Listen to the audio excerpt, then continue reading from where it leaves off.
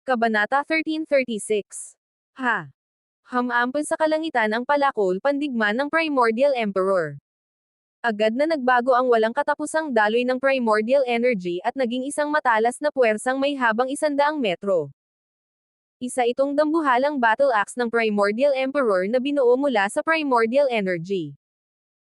Ang walang kapantay nitong kapangyarihan ay sapat upang hatiin ang mga bundok at bato, at durugan maging ang langit at lupa. Mamatay. Itinaas ni Jindy ang kanyang kamay at buong lakas na umatake. Kasabay nito, gumalaw rin ang dambuhalang anino ng emperador sa kanyang likuran, na tila walang sinumang makakatapat dito. Samantala, naningkit ang mga mata ni Hen Yuhuang. Sa sandaling iyon, hindi mabilang na sinag ang mabilis na umikot habang ang nakakatakot na kapangyarihan ay sumabog mula sa kanyang katawan. Ang puot ng langit. Mabilis na kumalat ang kakaibang alon mula sa selyong nabuo ng kanyang mga kamay. Haha! Isang malamig na ngiti ang dahan-daang lumitaw sa labi ni Zephyr. Umuungol. Isang nakakabinging ugong ng tigre ang yumanig sa kalangitan. Sa sandaling iyon, sumabog pa itaas ang lakas ng dugo sa paligid ni Zephyr. Kamao ng dugong tigre. Bum! Bum! Bum! Bum! Bum! Habang dumarami ang mga marka ng kamao, lalong nagningning ang walang katapusang sinag.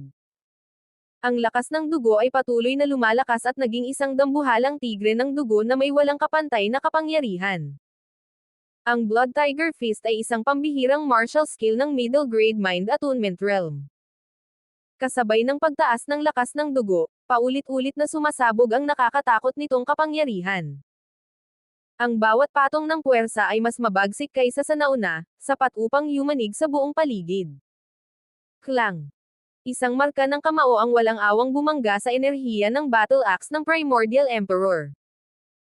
Kasunod nito, isang nakabibinging pagsabog ang umalangaw sa himpapawid bago marahas na kumalat sa paligid na tila isang dambuhalang dilaw na kampana. Puff! Sa sandaling iyon, matinding panginginig ang naramdaman ni Yon Tianteng. Isang napakalaking puwersa ang dumagan sa kanyang katawan at tuluyang winasak ang evolved na kapangyarihan ng battle axe ng Primordial Emperor. Hindi lamang iyon, maging ang natitirang puwersa ay mabangis ding sumalakay sa kanyang katawan. Sa isang iglap, lumipad si Yon Tianteng na tila isang bundok na marahas na nabangga. Ang puot ng lahat ng buhay. Umungal si Hen Yuhuang habang mabilis na kumalat ang kanyang makapangyarihang focus. Ang focus na naunawaan ni Hen Yuhuang ay hindi nakabatay sa espada o kamao, kundi sa galit at emosyon. Isa itong uri ng focus na direktang nakaaapekto sa kaluluwa. Sa loob lamang ng ilang sandali, bumalot sa paligid ang tila sumpang aura. Maging ang pagdaloy ng tunay na enerhiya sa katawan ni Zephyr ay bahagyang natigilan habang isang matinding puot ang pilit na sumisiksik sa kanyang isipan. Ngunit hindi nagbago ang ekspresyon ni Zephyr. Habang bahagyang nakapikit ang kanyang mga mata, mabilis na umagos sa sukdulan ang enerhiya ng espiritu sa kanyang katawan. Kasabay ng isang malakas na sigaw, bigla siyang sumabog ng kapangyarihan. Isang mumunting panlilinlang lang ito sa harap ko, lumayas ka. Sa isang iglap, naging isang ilog ng dugong pula ang marka ng kanyang kamao at direktang winasak ang focus realm ni Hen Yuhuang. Magkaugnay ang focus realm at ang isipan ni Hen Yuhuang. Nang masira ito, parehong katawan at kaluluwa niya ang tinamaan ng matinding backlash. Arg! Kasabay ng isang sigaw, dumura siya ng dugo at marahas na lumipad pa atras. Umuungol. Isang matinis na tunog ng friction ang biglang umalangaw. Kasabay nito, mabilis na nagbago ang aura sa paligid ni Jindy. Ang maitim na demon aura ay marahas na sumabog at umikot sa paligid niya. Sa sumunod na sandali, isang payat ngunit napakatalim na kuko ang walang awang dumagat kay Zephyr. Ang kuko ay may madilim na asul-itim na ningning, na tila kamay ng isang demonyong Diyos mula sa kailaliman. Habang bumabalot dito ang malademonyong ulap, rumaga sa ito pataas patungo kay Zephyr na may layuning durugan siya. Kabanata 1337. Sa wakas, nabunyag na rin. Habang nakatingin sa may itim na kuko, bahagyang ngumiti si Zephyr ng malamig. Hawak ni Jindy ang Devil Aura. Bagamat napakatagal nitong itinago, minsan na itong nabunyag noon kaya matagal nang naghihinala si Zephyr. At sa sandaling ito, tuluyan na itong sumabog. Agad na kumawala mula kay Zephyr ang kapangyarihang pangwasak sa kasamaan. Kasabay nito ang pagkislap ng lilang liwanag at nakakabinging kulog. Dagandong. Isang napakalaking palad, na tila kamay ng isang Diyos, ang biglang sumunggab sa payat at malademonyong kuko. Ano? Hindi makapaniwala si Jindy.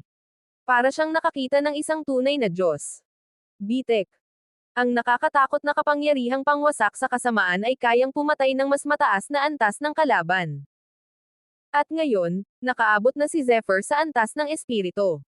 Kahit hindi niya gamitin ang kanyang swordsmanship, kaya pa rin niyang supulan ang mga ito. Napakahina ng devil aura sa harapan niya. Arg! Isang mahabang dagandong ang yumanig sa langit at lupa. Sumabog ang matinding handgaring pumatay sa mga mata ni Zephyr. Boom! Malakas na tinamaan si Jindy ng suntok. Napasigaw siya habang pal-iPad na bumagsak ng mahigit 1,000 metro ang layo.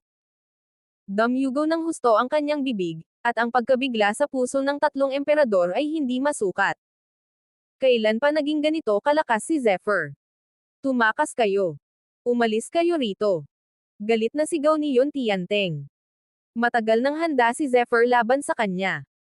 Ikinumpas niya ang kanyang kamay na tila bumabagsak na bundok, habang sabay-sabay na sumabog ang 20 kaliskis ng dragon sa kanyang katawan. Sa isang hampas. Bitek. Bitek. Puff. Kasabay ng nakakikilabot na tunog ng pagkawasak ng laman, walang tigil na samuka ng dugo si Yon Tianteng. Sa sandaling ito, halos mabaliw siya sa takot. Hindi masama ang battle axe ng Primordial Emperor. Muling nanginig ang napakalaking kamay. At biglang, isang malungkot na sigaw ang umalangaw-ngaw. Mahigpit na hinawakan ni Zephyr ang battle axe ng Primordial Emperor habang pilit niya itong sinusupil gamit ang lakas ng espiritu. Patuloy na bumubulwak ang dugo mula sa bibig ni Yon Tianteng. Punong-puno ng galit at kabaliwan ang kanyang mukha. Pilit siyang sumisigaw ngunit wala ni isang tunog ang lumabas. Ang battle axe ng Primordial Emperor ay higit pa sa isang banal na sandata. Para sa kanya, ito ang pinakamahalagang bahagi ng kanyang spiritual martial body. Ngunit ngayon, basta na lamang itong inagaw ni Zephyr. Bang! Biglang sumiklab ang naglalagablab na apoy. Mabilis itong nagbago at naging isang napakalaking ibon na marahas na hamarang sa harapan ni Hen Yuhuang. Samantala, lalong naging miserable ang kalagayan ni Jindy. Direkta siyang tinamaan ng bakas ng kamao. Halos sumabog ang kanyang laman habang tuloy-tuloy ang pag-agos ng dugo mula sa kanyang bibig. Sa sandaling iyon, kumilos na rin mula sa dilim ang hari ng mga halimaw at ang Nine Netherbird.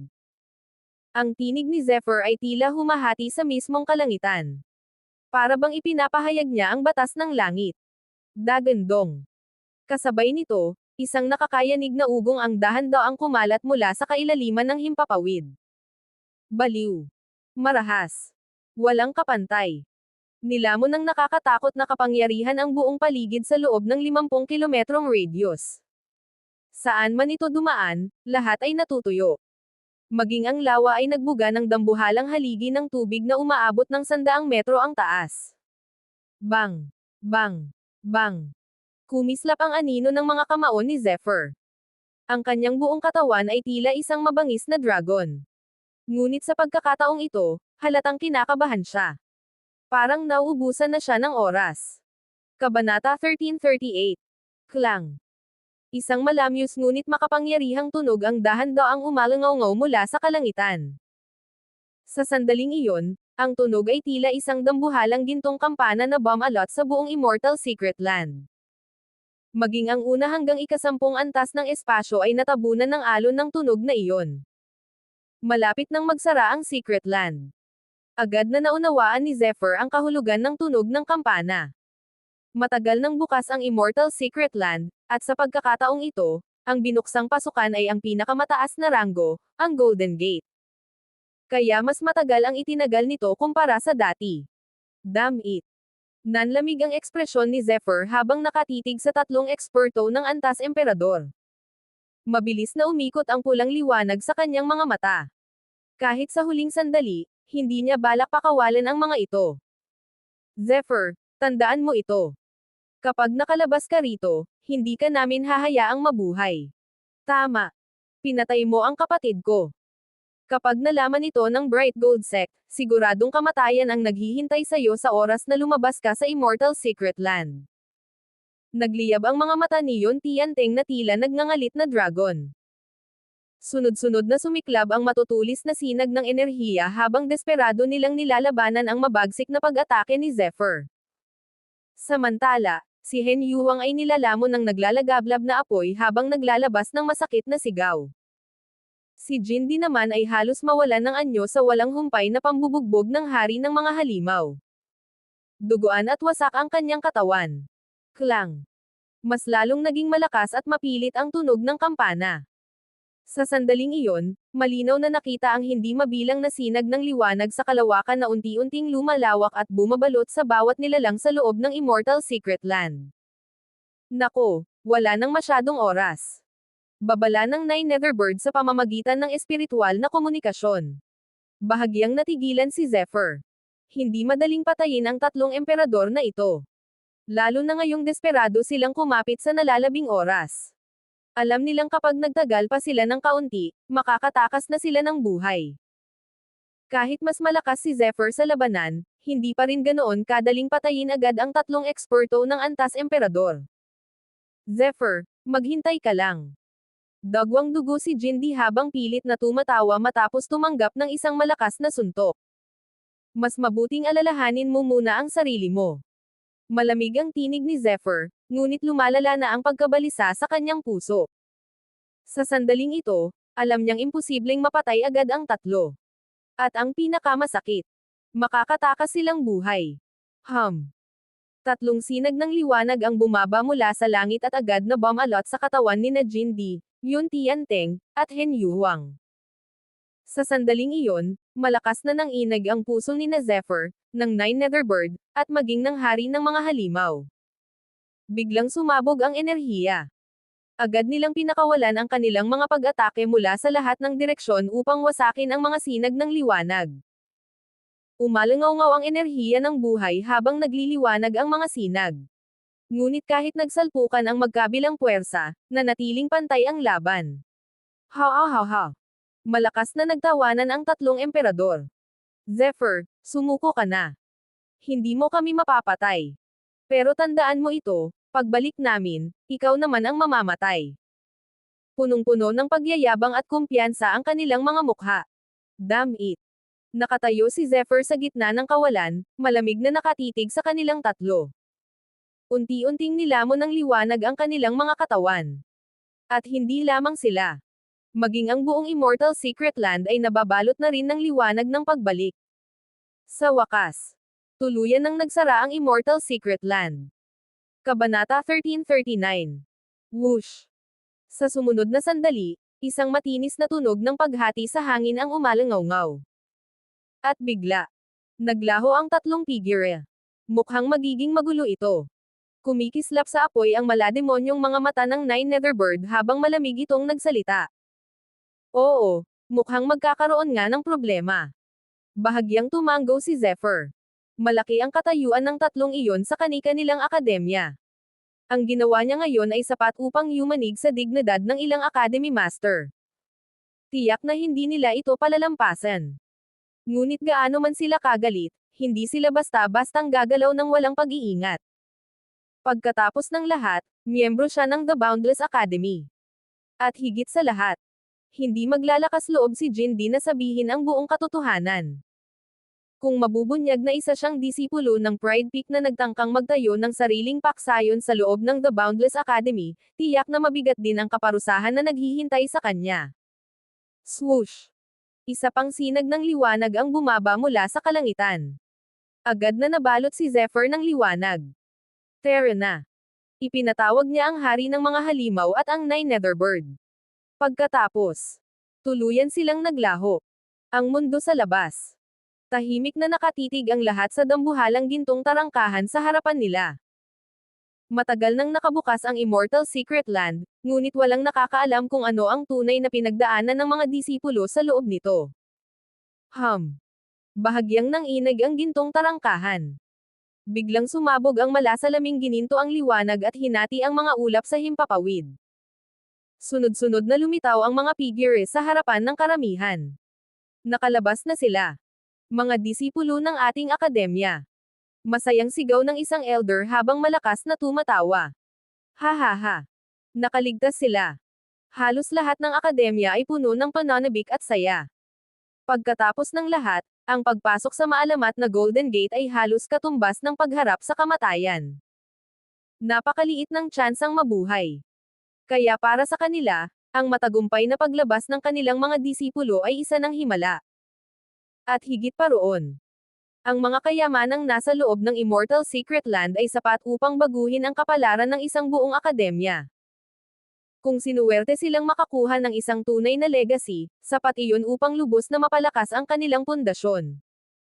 Ang mga unang lumabas ay natural na mula sa mabababang antas ng espasyo.